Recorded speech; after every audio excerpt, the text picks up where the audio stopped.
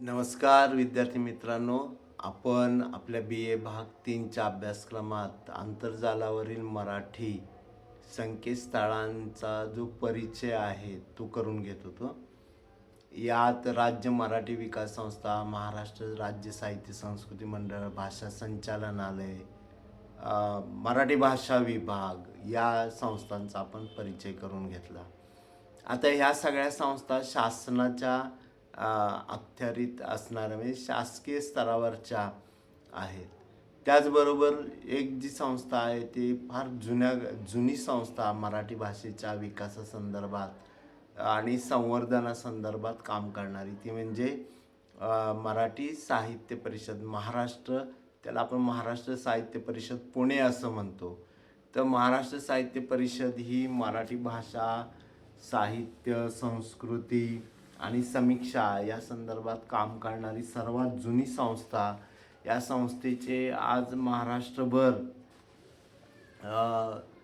आपल्याला शाखा त्यांच्या दिसतात. विशेषतः पश्चिम महाराष्ट्रामध्ये, खानदेशात, कोकणात ह्या संस्थेचं कार्यक्षेत्र आपल्याला दिसतं.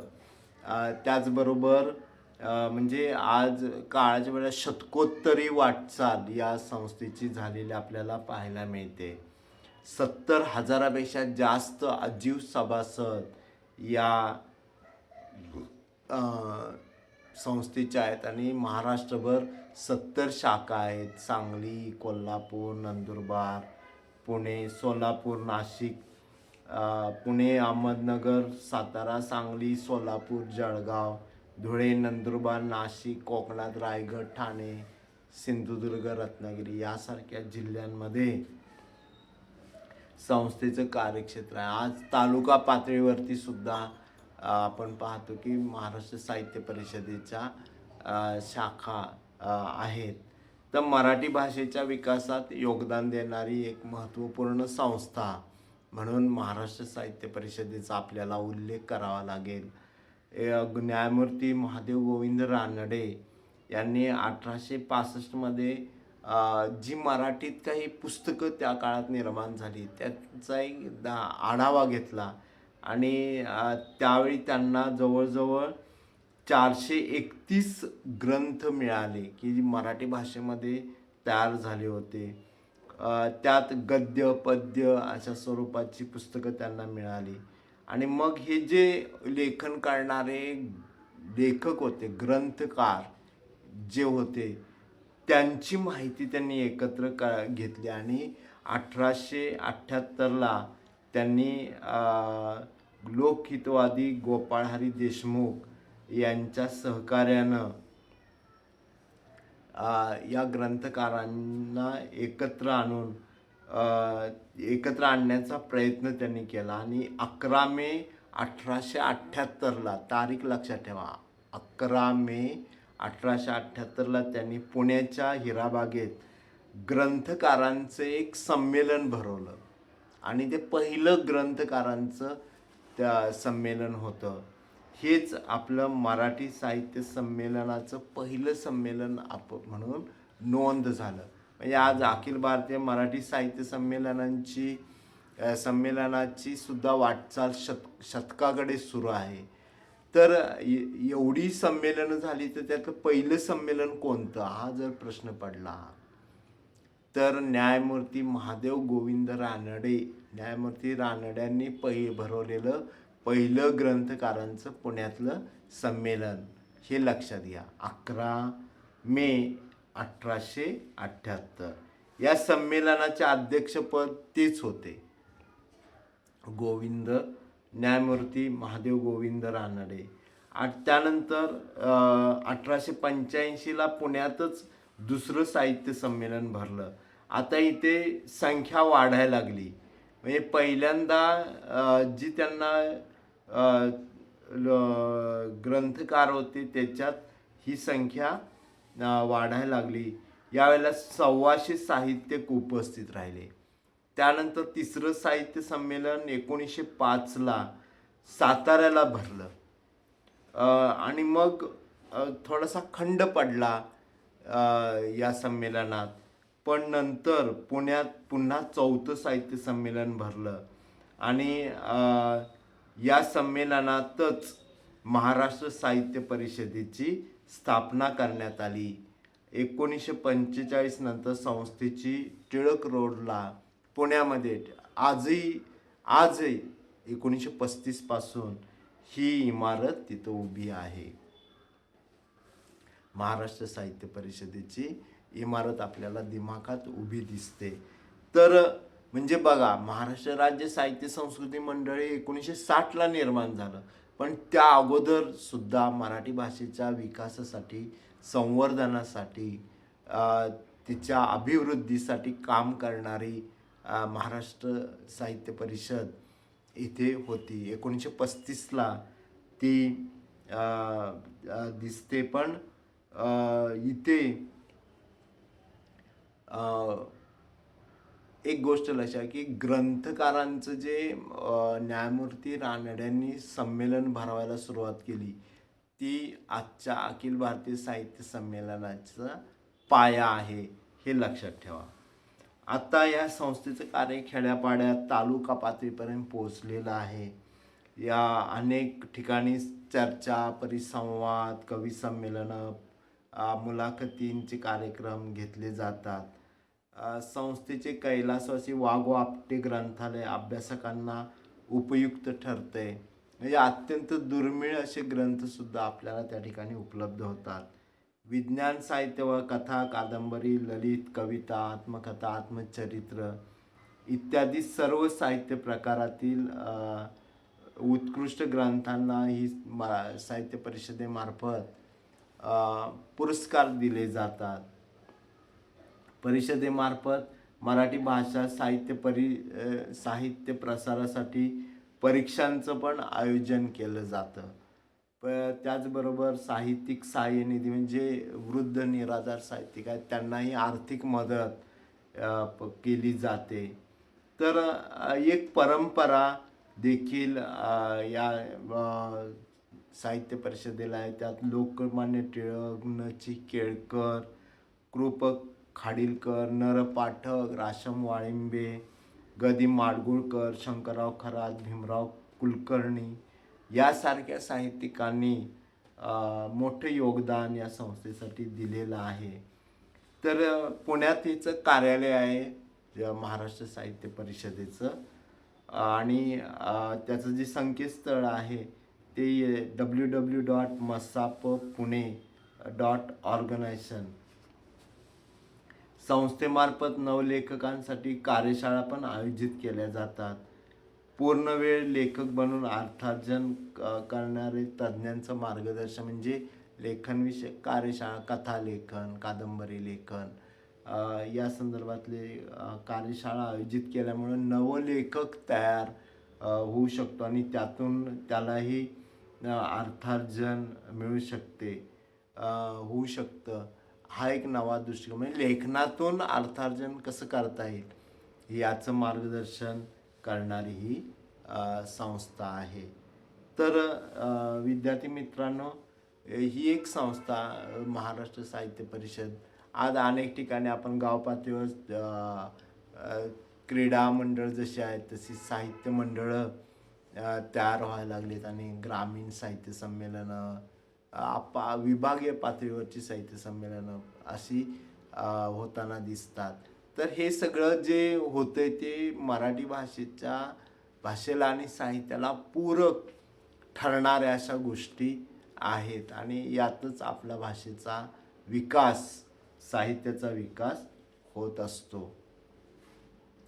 त्यानंतर सगळ्यात महत्त्वाचं म्हणजे मराठीसाठी योगदान देणारी गोष्ट म्हणजे विश्वकोश मंडळ. मराठी साहित्य जे आहे ते त्याचं विश्वकोश, महाराष्ट्र राज्य विश्वकोश निर्मिती, महाराष्ट्र राज्य मराठी विश्वकोश निर्मिती मंडळ हे महाराष्ट्र शासनामार्फत काम करणारी संस्था आहे. ही संस्था जी आहे तिची स्थापना 1 डिसेंबर 1980ला झाली. 1 डिसेंबर 1980ला झाली आपण पाहतो की महाराष्ट्र राज्याची स्थापना 1960ला आणि विश्वकोश निर्मिती मंडळाची स्थापना जी आहे ती 1980ला. तर विश्वकोश निर्मिती मंडळ हे जे स्थापन झालं 1980ला, त्याचे अध्यक्ष जे आहेत, त्याचे जे प्रमुख होते ते तर्कतीर्थ लक्ष्मण शास्त्री जोशी. आणि विश्वकोशाचं पहिलं काम जे सुरू झालं ते वाईतून सुरू झालं. वाई सातारा जिल्हा. तर तिथून ते काम तिथे सुरू झालं. विश्वकोशाचे मुख्य कार्यालयच वाईला आहे हे लक्षात घ्या. या कार्यालयात विज्ञान, तंत्रज्ञान, मानवीय, कला, प्रशासन असे शाखा केले गेले आणि त्यातून विश्वकोश मंडळाच्या ग्रंथालयात 36,000 ग्रंथ आहेत. स्वतंत्र मुद्रणालय पण तिथं आहे. आणि ज्ञान निर्मिती, ज्ञान संवर्धन आणि ज्ञान विस्तार या 3 घटकांना विचारात घेऊन विश्वकोश मंडळाचं कार्य सुरू आहे. जी एन्सायक्लोपीडिया ब्रिटॅनिका जे इंग्रजी भाषेतला कोश आहे विश्वकोश, एन्सायक्लोपीडियामध्ये आपण पाहिलं तर म्हणजे तोही माहितीचा मोठा स्रोत आहे, कोश आहे, पण तो इंग्रजीमध्ये आहे. त्याच धर्तीवर हे मराठीत काम ज्ञान संवर्धन आणि ज्ञान विस्तार, ज्ञान निर्मिती करण्याचं सुरू झालं. विश्वकोश मंडळाकडनं जे काम चालतं, विश्वकोश जे केलं त्याच्या आतापर्यंत जवळजवळ 20 खंड तयार झालेत. आणि आत्ताच्या आधुनिक काळामध्ये त्याचं डिजिटायझेशन म्हणा किंवा CDच्या रूपात किंवा वेबसाईटवरती आपल्याला मराठी विश्वकोश आता पाहायला मिळू शकतात. आपल्याला एखाद्या शब्दाचा अर्थ, त्याची व्युत्पत्ती वगैरे जर तपासायची असेल तर ती या ठिकाणी आपल्याला पाहायला मिळू शकते. तर खूप मोठं असं योगदान भाषेच्या संदर्भात विश्वकोश निर्मिती या मंडळाचं आहे. 1980 साली याची स्थापना झाली तरी प्रत्यक्षात विश्वकोश निर्मितीचं कार्य 1959 सालीच तर्कतीर्थ लक्ष्मण शास्त्री जोशी यांनी सुरू केलं होतं. या मंडळामार्फत 17 खंड संहिता खंड म्हणून प्रकाशित केलेले आहेत.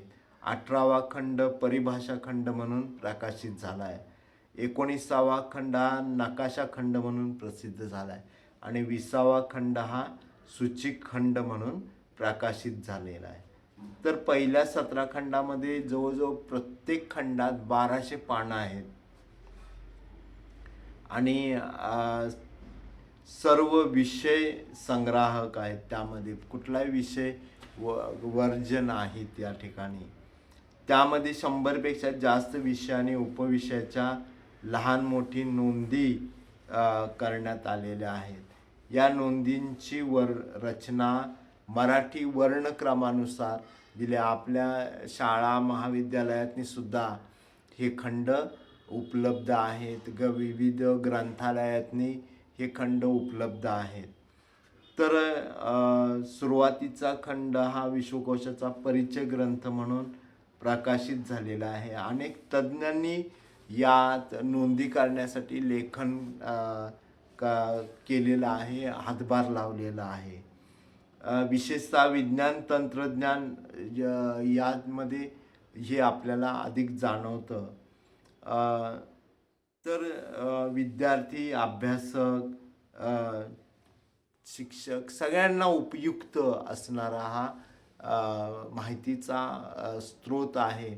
सर्वसामान्य माणसाला सुद्धा, खेड्यापाड्यातला असू दे, आदिवासी पाड्यातला असू दे, त्याला सुद्धा समजेल अशा भाषेमध्ये हे खंड म्हणजे विश्वकोश तयार केलेला आहे. त्यामुळं सामान्य माणसाला सुद्धा त्याला ज्ञान मिळू शकतं.